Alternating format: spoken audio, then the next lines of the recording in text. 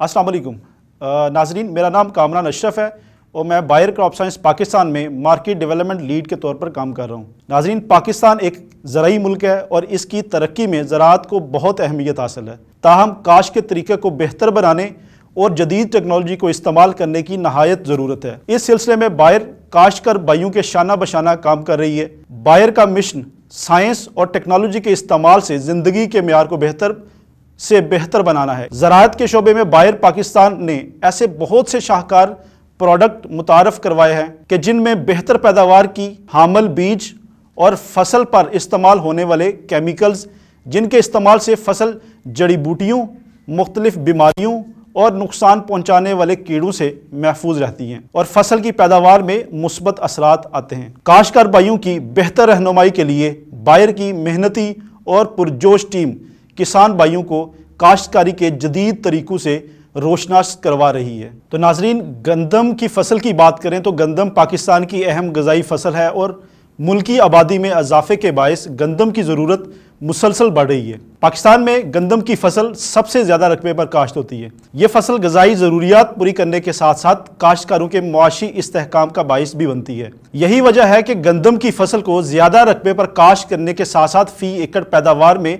इजाफे पे ख़ास तवज्जो दी जाती है और इस साल भी गंदम की पैदावार का हदफ पिछले साल की हासिल की गई मुल्की पैदावार से तकरीबन 10% ज़्यादा रखा गया है। तो नाजरीन, इस दौरे जदीद के मुताबिक और पैदावार का हदफ हासिल करने के लिए बीमारियों के खिलाफ कुव्वत मुदाफ़त रखने वाले ज़्यादा पैदावारी सलाहियत के हामल बीज, काश्त के तरीके को बेहतर बनाने और जदीद पैदावारी टेक्नोलॉजी को इस्तेमाल करने की बेहद ज़रूरत है ताकि बढ़ती हुई आबादी की ज़रूरियात को पूरा करने के साथ साथ मुल्क की ज़राअत को एक बेहतर सिमत में गामज़न कर सकें। तो नाजरीन, आज हम गंदम की बेहतर पैदावार हासिल करने के लिए ज़मीन की तैयारी, बीज का इंतखाब, तरीका और वक्त काश्त, खाद पानी का दानशमंदाना इस्तेमाल, बीमारियों और तेले से हिफाजत के लिए सीड ट्रीटमेंट, नुकसान पहुँचाने वाली जड़ी बूटियों की पहचान और इनके तदारुक पर बात करेंगे।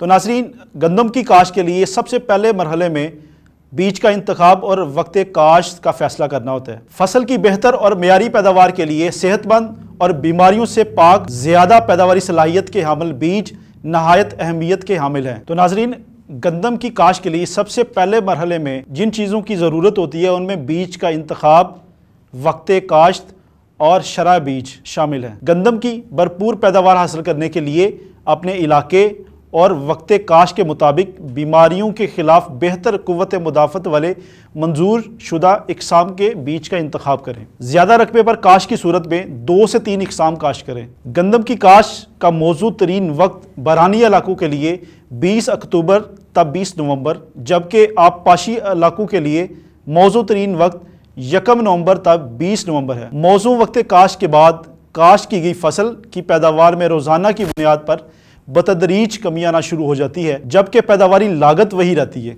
इसलिए काश्तकार भाइयों से गुजारिश है कि पूरी कोशिश करके गंदम को बरवक्त काश्त करें ताकि आप और मुल्क की औसत पैदावार दोनों में बेहतरी आ सके। नवंबर के महीने में काश्त करने के लिए गंदम का शरह बीज 50 किलोग्राम फ़ी एकड़, जबकि 1 दिसंबर तक 10 दिसंबर तक काश्त करने की सूरत में शरह बीज 55 से 60 किलोग्राम फ़ी एकड़ रखें।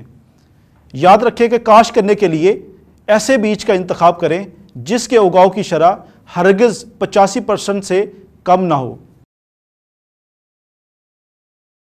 तो नाजरीन, गंदम की काश्त के लिए ज़मीन की तैयारी की बात करें तो भरपूर पैदावार के लिए ज़मीन का हमवार होना नहायत ज़रूरी है, क्योंकि हमवार खेत में रौनी का पानी यकसां लगता है और फसल का उगाव यकसां और बेहतर होता है। इस तरह पानी की कमी या ज़्यादती का फसल पर बुरा असर नहीं पड़ता। पंजाब के आबपाश इलाकों में गंदम की बेशतर काश्त कपास, धान या मकई की फसल के बाद और कुछ रकबों पर वरियाल खेतों में की जाती है। तो नाज़रीन, गंदम की काश्त के लिए ज़मीन की तैयारी अमूमन 3 तरीक़ों से की जाती है, जिसमें छट्टे का तरीका और ड्रिल के ज़रिए काश्त का तरीका और तीसरा गप चट का तरीका शामिल है। तो आप अपने इलाकों के हिसाब से ज़मीन की बेहतरीन तैयारी करें।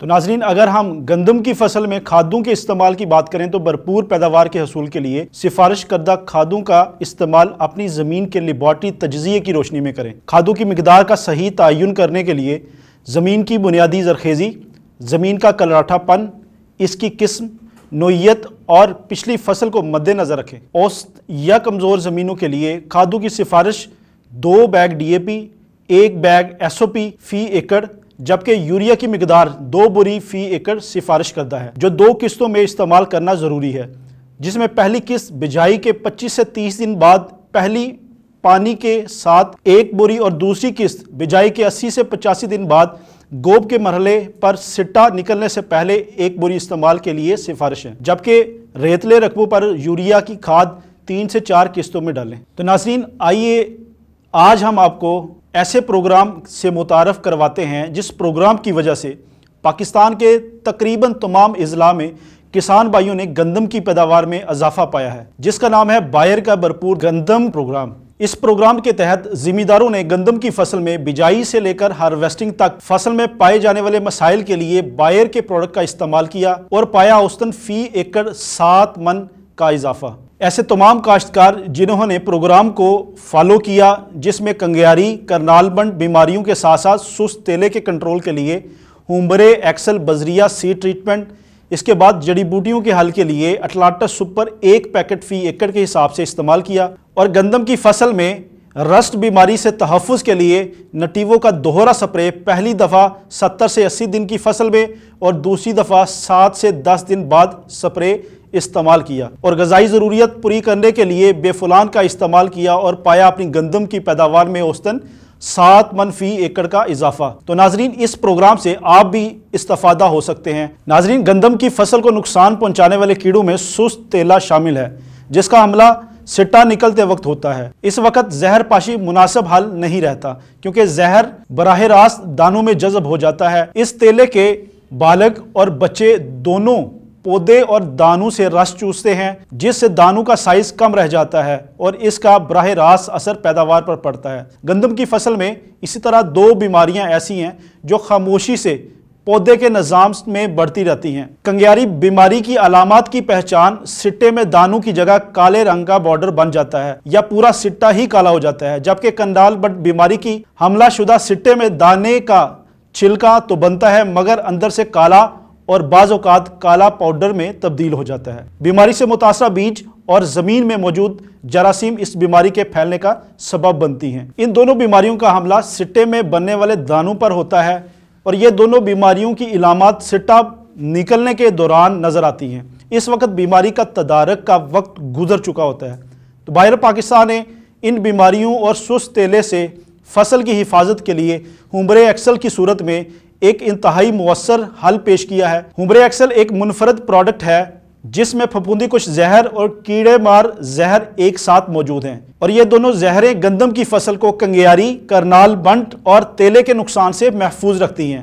ہومبرے ایکسل کا استعمال انتہائی آسان ہے، جس میں ہومبرے ایکسل 2 ملی لیٹر فی کلوگرام بیج کے حساب سے 25 کلو بیج کے لیے 50 ملی لیٹر ہومبرے ایکسل کو 750 ml پانی میں ملا کر محلول بنا لیں اور پھر روٹری ڈرم یا پلاسٹک شیٹ کے اوپر رکھ کر سیڈ ٹریٹمنٹ کر لیں۔